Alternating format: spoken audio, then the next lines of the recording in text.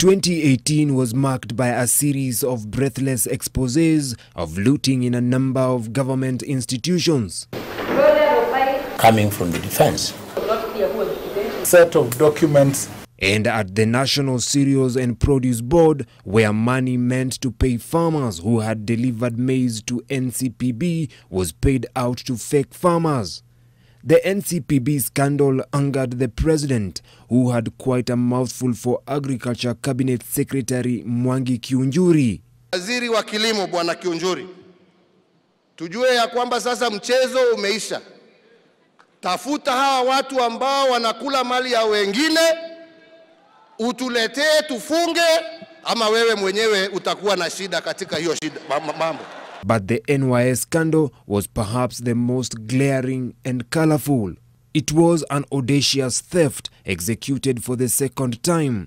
Corrupt National Youth Service officials set up dummy companies, forged tender documents, and exploited vulnerabilities in the public finance management system known as IFMIS to pull off one of the most brazen-faced frauds in recent times.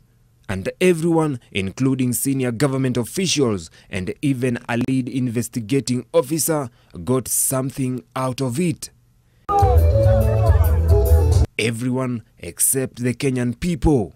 The public face of the scam was perhaps this family, the Ngiritas of Naivasha, that made a killing from supplying nothing to the NYS.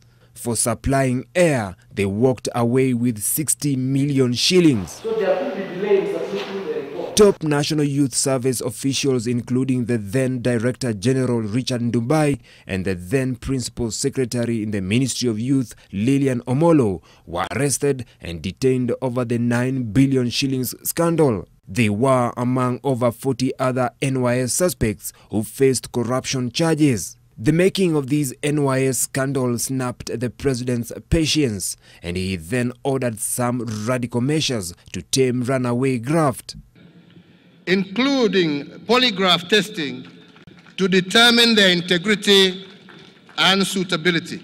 All procurement and accounting heads were also directed to step aside to allow for their vetting. The directive was to affect hundreds of public service workers. The president will 2 weeks later administer yet another dose of his corruption antidote. You must explain.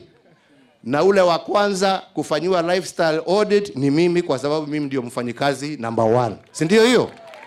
Yes. Mimi, alafu tuende kwa huyu. Hii pesa unatoa wapi?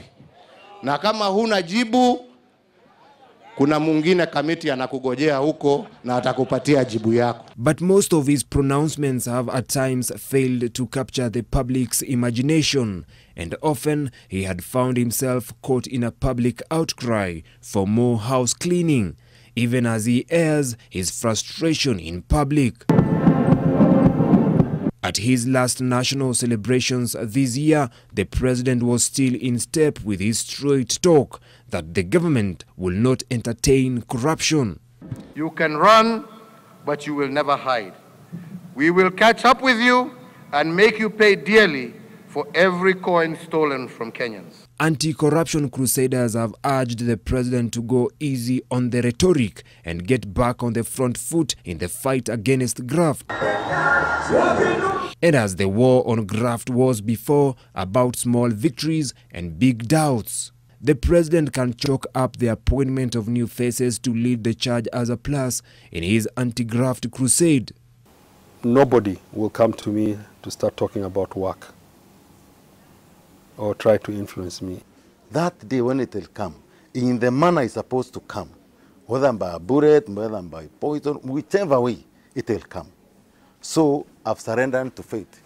From fighting crime in the shadows, Director of Criminal Investigations George Kinoti and Director of Public Prosecutions Nurdin Haji have been leading the offense in the limelight. An economic criminal is just like that harmed criminal. Their tenure in office has been marked by a number of high-profile arrests. The purge has touched on the upper ranks of government and public institutions where billions of shillings of taxes has been lost or stolen. And as public confidence in the DPP and the DCI grew, the EACC's star shone less brighter. The DCI was seen to be working hand in glove with the DPP to the apparent exclusion of the EACC. Wewe wako wewe.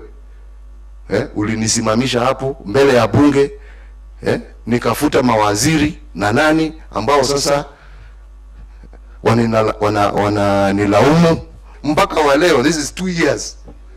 Hujaniambia where their guilt is. On August 18th this year, EACC Chairman Eliud Wabukala led the Commission chiefs to State House amid fears that they had been sidelined in the renewed war on graft, and that the president had lost faith in the agency and was leaning more towards the new team. God bless you. The president, however, in that meeting reassured the EACC of his support, asked them to work with other agencies as the war on graft was not a source of competition. And to boost the EACC's fortunes, former military man Twalib Mubarak was appointed to the helm of the anti-graft agency to take over from Halake Wako. It has not been lost on observers that the shake-up of the graft-fighting agencies was among President Uhuru Kenyatta's first order of business after being elected for a second time. The president has often admitted that graft is his administration's biggest headache. The EACC estimates that the country loses about 608 billion shillings every year. And winning the war forms the core of the president's legacy. Bwana President Uhuru, ukitaka kugonga ufisadi, gonga kichwa, wacha kugonga mkia. In 2018, the war on graft saw several public officers being arrested on Fridays, detained in police cells over the weekend, before being arraigned in court to face corruption charges. However, after denying the same charges, suspects were always released on bail. Now, what anti-graft crusaders are yearning for is to have those implicated with corruption convicted. Vincent Odur, NTV, Nairobi.